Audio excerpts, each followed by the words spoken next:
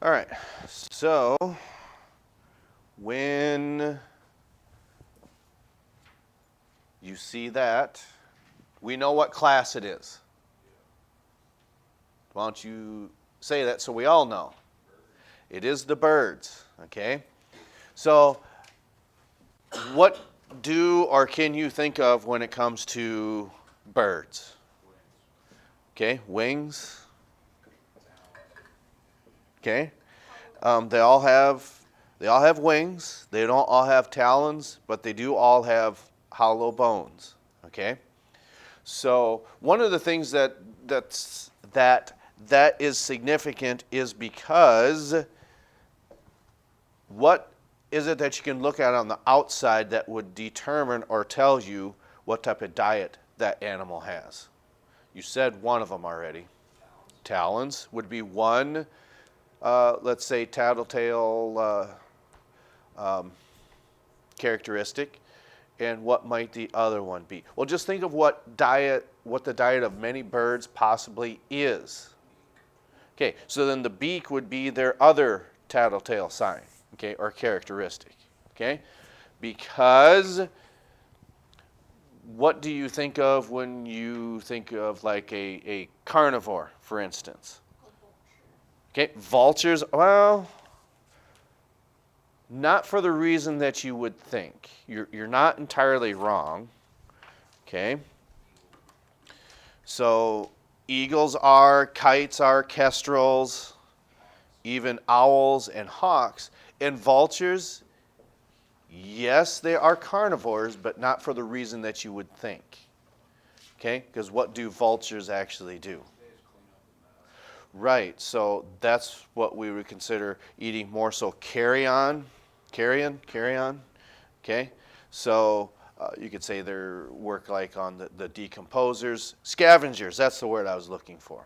Okay, so how did we get to this class of aves? Well, they had to have, let's say, made adaptations somehow, and throughout the course of documented fossil record history, okay, the vertebrates that were first were fish, okay, then those, you could say, pelvic fins started to grow into limbs, both forelimbs and hind limbs, to walk onto land and then make the transition from they're not totally lung-breathing animals, but they do rely on water, the first tetrapods.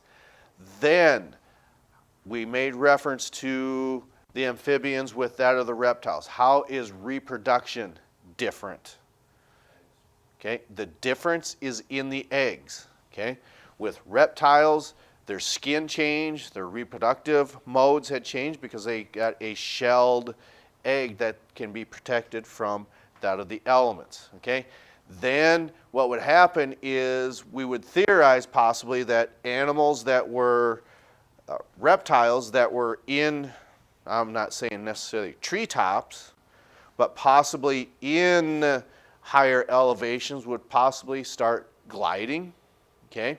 And then as successive generations, you could say, if we go backwards, okay, let's say if you are a weightlifter and you lift weights for the better part of high school, what happens 5, 10 years after high school if you don't lift weights?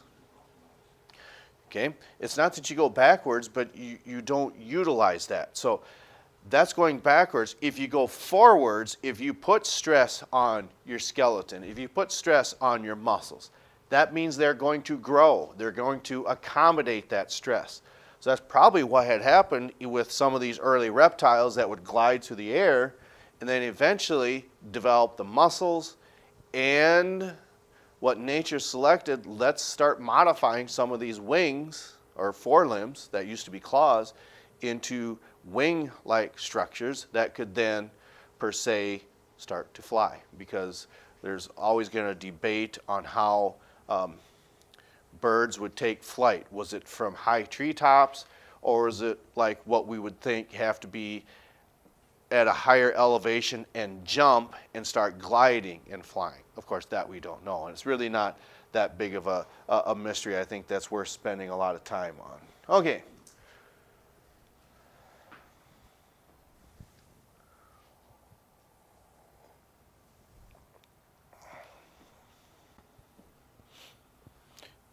So when you look at what we consider the definition of a crow, okay, whether you could say it gets, not that it's confusing, but think of the order Crocodilia. You're not just talking about crocodiles. You're also talking about who? Alligators and the lesser known caimans. That's right. So if we are talking about crows, it's not just those animals, but those that would have similar characteristics. Okay? And one of them for football you can find in Baltimore. Ravens. Ravens are part of the crow family. Okay? Because the beak structure is just slightly modified. So again, it's in the same family as crows, but that's where once you get past that to the genus, the different types of characteristics would be more common. Okay. Then another one, a lesser known animal in the crow family that can grow to be quite large, okay, is when you think of a bird that is blue, blue jays. They can get to grow to be quite large. And they're also, I believe, members of this family. Okay? So what happened is here we're talking about a missing link, okay, that had characteristics that were clearly reptilian. Okay? You look at the fossil record, these bones, okay, are fused together, okay? And then it's got a jaw with teeth in it, and it's got claws. Well, is claws a defining characteristic of reptiles? Yes. Is it a defining characteristic of birds? Sure. I mean, not that they all have claws, but certainly some of them have talons, like we just said. But then it also had teeth, okay? So what nature had selected these animals to do is, do modern birds have that? Teeth. Do they chew? No. You could look at Jerry here in the back corner, okay? So Jerry the owl, okay, is he a carnivore? Yes, okay. But oddly enough, there again, it's you could say it's kind of an exception to how other birds of prey, raptors or carnivores, actually consume their prey. Because if you know anything about owls, how do they consume? Foals or mice is their major diet. So how do they consume them?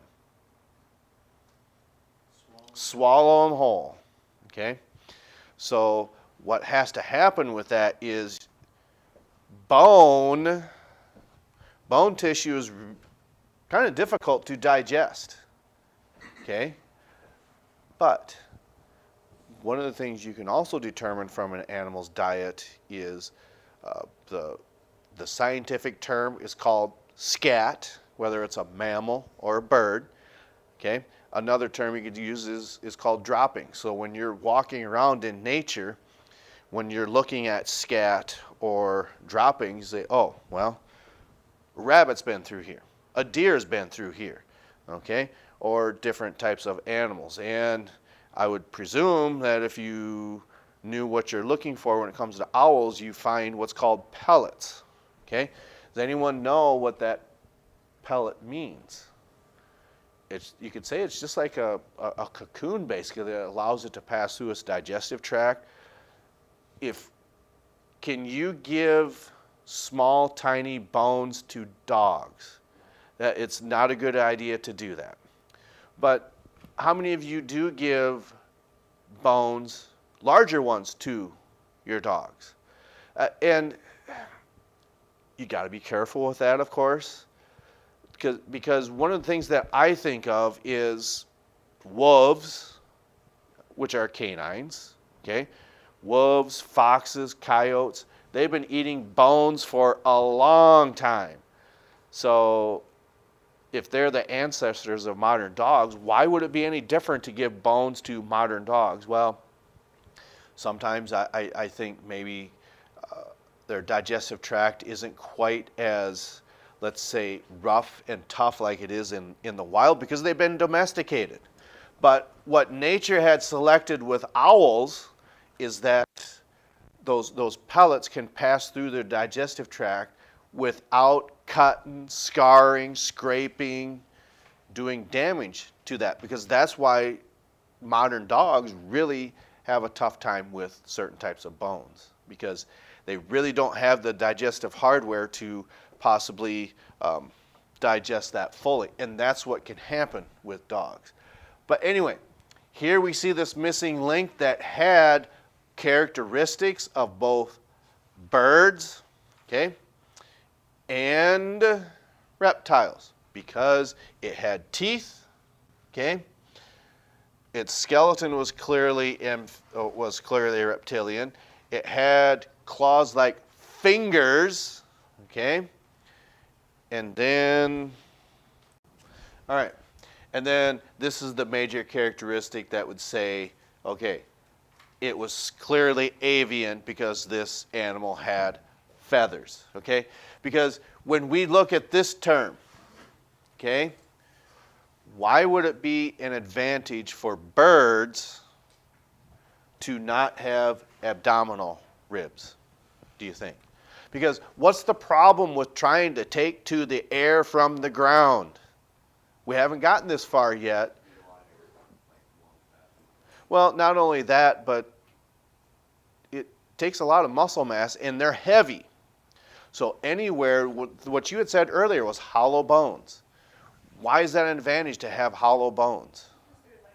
They're way light. Well, I don't want to say way lighter. They're much lighter. Well, are we sacrificing strength for weight? Hollow bones, if they're hollow, are they pretty weak then? No. We've got, you could say, hollow bones as well, because we've got marrow in our bone tissue as well, and so do modern birds. So not having those abdominal ribs would certainly be a structural advantage that nature said, let's start cutting away and getting rid of materials that we don't need. Now, it's not that evolution is saying that all reptiles are going to turn into birds. It's just those that were living in different environments. Otherwise, you wouldn't have any reptiles around. So there's different characteristics that would cause this to have reptiles change to birds. Okay? Big long word. What is that? How do we pronounce it? You know, that's not bad. Okay? Because if someone was, let's say we had a foreign exchange student that came to this country and looked, you like the Miami Dolphins? Dolphins? See, they mispronounce that. When I was still in college, okay, that's the only way that I remember how to pronounce that. So yeah, this is actually called the Archaeopteryx, okay? So it's the missing link. This S-shaped neck, for the most part, we consider that as a reptilian trait, okay? But are there some possible modern birds that have an S-shaped neck? Yeah. Yes, there are, okay? How you'd want to presume that. Okay, swans, pelicans, flamingos, emus, ostriches, okay? Now, whether it can form the shape of an S, that's one thing, okay? That is certainly a possibility, or certainly what they do when they're linked to reptiles, okay? And then when the bird ancestry was linked to theropods due to the development of feathers. Now, are feathers weak? No, feathers are really, really strong, okay? And because, you could say, for one thing, when you interlock a lot of those tiny, tiny structures together, that makes for a really, really good design. And that's why nature had selected them to have these feathers. Okay, so next week, okay, I see we're going to start talking about feathers, okay? We got this is the major classification that we see here. The biggest classification in the animal kingdom is animals that have this and animals that don't have this. No. What did we do all of last semester? Invertebrates. What have we been doing all this semester? Vertebrates. So when we look at modern birds, this is like talking about invertebrates. You have those that cannot fly, okay? Then you have the carnite birds, and we'll come back to this next week, okay? These are your flying birds, okay? And we start talking about mussels. I think that's on the schedule for Wednesday, but eventually we're going to start talking about feathers on Monday, okay? Feathers and their properties, okay? The different types of feathers and the different structures that are on those feathers. But again, that is next week. Okay, that's all I have. We will catch up to you next time.